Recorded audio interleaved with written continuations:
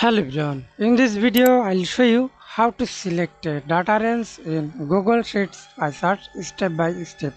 So let's begin. First, select data range. Example is food, travel and shopping. Go to top menu, insert tab, search, and now automatically create a pie chart. Change chart type, see this suggested chart pie chart, or see this pie chart style.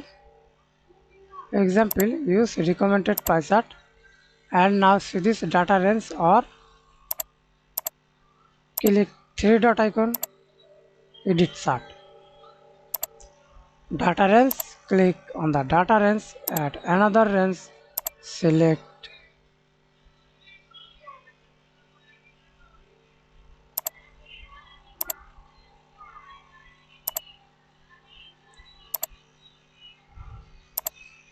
update.